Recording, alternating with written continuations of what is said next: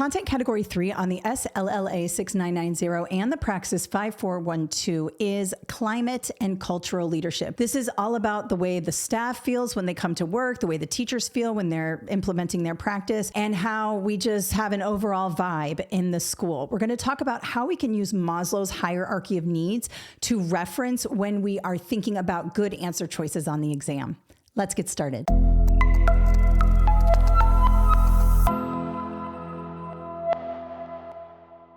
So climate and cultural leadership has a lot to do with Maslow's hierarchy of needs. I have noticed a pattern in the correct answer choices where you are going to see leaders building a culture of collaboration, a climate of respect, and all of that. And if we can picture Maslow's hierarchy of needs, I think that will help us do really well on the exam. Now, as teachers, obviously you used Maslow's hierarchy of needs when thinking about your students. So that bottom tier of Maslow's hierarchy of needs, the physiological, you might have granola bars in your drawer, in your desk drawer for students who are hungry. Of course, the school provides free and reduced price lunch for students. So it's important that we meet those physiological needs. It can also be something much more impactful, like, for example, if your staff or your teachers are experiencing a natural disaster. Here in Florida, we have experienced hurricanes back to back. Many teachers lost their homes and they're still working as teachers. So the school really becomes a place that they can come to and get their physiological needs met, just like our students would. So we want to take care of our teachers just like we take care of our students. Now, safety and security, of course, for students, we are going to provide a clean, safe building, right? We are going to make sure that we are following safety protocols. We want to make sure that the AC works and the heat works. Those types of things are very important for our students. They can't learn unless they are in a safe and clean environment. And the same goes for teachers. But another thing with safety and security for teachers, we want to make sure that we're consistent. We don't want to be erratic. When somebody comes to their job, they want to know what's expected of them. And so clearly communicating expectations to teachers so they can clearly communicate those expectations to students is very, very important, especially when it comes to safety protocols, policies within the building, all of that. We want to make sure our teachers feel that consistency because everybody loves a routine.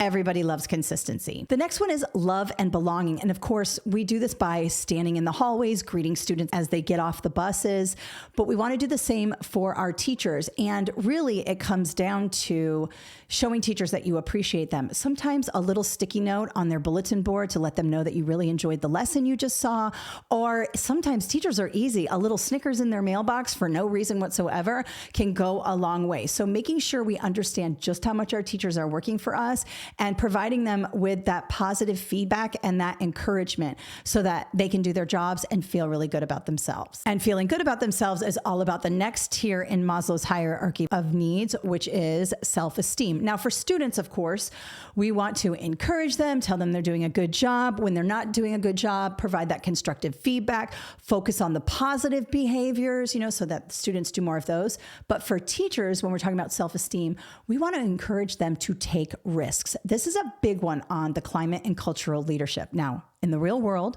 typically taking risks is not something that we encourage people to do because where I come from, a huge district, everything has to be sort of standardized. Some of you may be in smaller districts where you can take risks, but research shows when we allow teachers to take risks that are aligned to the standards that move students toward, proficiency and student achievement, that teachers really have a big impact on students. And allowing teachers to take those risks and providing a safe space for them to take those risks will boost their esteem. They might do something and it doesn't work, but providing a space for them to try it again, maybe tweak it, make mistakes, revisit it, fix it up, do it again.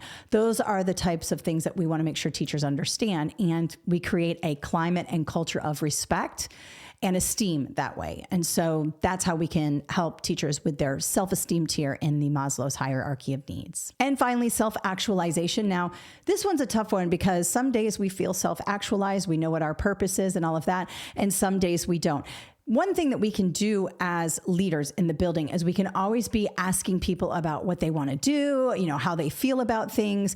We can also be thinking about that succession management, right? If you see something in a teacher where you're like, wow, she's a leader, or she's really good at this, or she's really good at that, finding them tasks and delegating according to their skills and talents is going to help them reach that tier of self-actualization. And the same with students. We want to make sure that we understand what students are bringing to the classroom experience, right? Everybody's different. They bring something different. Do the same for teachers so you can help them sort of self-actualize. I mean, self-actualization is a personal thing. You get that through a lot of experiences, a lot of ups and downs, learning and reading and all of those things.